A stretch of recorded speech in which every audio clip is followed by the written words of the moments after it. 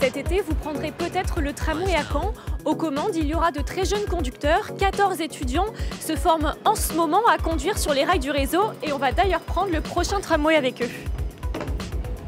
Le mieux, c'est vraiment de rouler sur l'air pour éviter les à-coups. Le piéton, il va pas bouger. Et l'arrêt. Oh, magnifique. Je vous laisse ma place si vous souhaitez. Donc Evan, on a attendu que tu aies fini ton exercice du jour pour te poser quelques questions. Comment c'était là de conduire le tram? Eh bien, c'était comme d'habitude. J'ai plutôt l'habitude de conduire de nuit, donc où il n'y a personne. Mais là, c'était de jour, un peu plus de trucs à contrôler, mais ça va quand même. Je crois qu'un tram, ça fait 60 tonnes et il y a une capacité maximum de 280 personnes. Ça met pas un peu la pression de conduire finalement? Bah en soi non, parce que justement étant donné qu'on fait 60 tonnes, même si on a beaucoup de passagers, on va dire c'est plutôt nous le danger par rapport aux voitures, mais ça change pas que évidemment il y a quand même une petite pression, il faut être assez performant sur ce qu'on fait quand même, bien sûr. Bien installé. Et on passe la commande à droite en débit droit puisqu'on va aller sur le doigt. Qu'est-ce que vous répondrez aux personnes qui auraient peur de monter dans un tram conduit par des jeunes? Alors, je vais répondre qu'il n'y a aucune crainte et qu'ils ne vont même pas la différence en termes de conduite puisqu'ils ont exactement les mêmes bases, les mêmes habilitations. La formation des étudiants ne diffère en rien en fait des conducteurs plus expérimentés chez nous. Il y a 140 heures de formation réparties sur 4 semaines.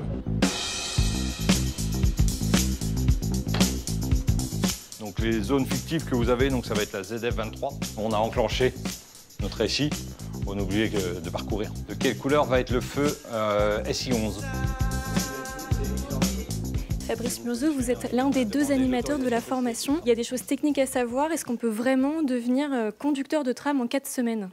Oui, on y arrive très bien. Après, c'est beaucoup de travail personnel à leur niveau. Donc c'est vrai qu'il y a beaucoup de termes qui sont techniques et qui ne connaissent pas du tout, vu que c'est des personnes, donc des jeunes étudiants qui ont que le permis B. Donc c'est vrai que pour eux, c'est une grosse découverte, plus la conduite du matériel quand même qui peut être compliquée au départ. Mais avec 4 semaines de formation, on leur intègre énormément de données et on les forme vraiment au maximum pour qu'il n'y ait pas de soucis. Enseigner le code ferroviaire à des automobilistes qui ont déjà 10 ans d'expérience, c'est différent que des étudiants. Quels sont les points de vigilance que vous observez? On va regarder vraiment s'il y a vraiment de l'anticipation, s'ils ont l'idée de regarder partout. Parce que c'est vrai qu'en tramway, il faut toujours chercher loin l'information, chose qu'on n'apprend pas à l'auto-école. Donc nous, on va chercher très très loin les informations pour pouvoir anticiper, éviter tout problème. Donc c'est vrai que c'est le genre de choses sur lesquelles on va travailler pendant la conduite.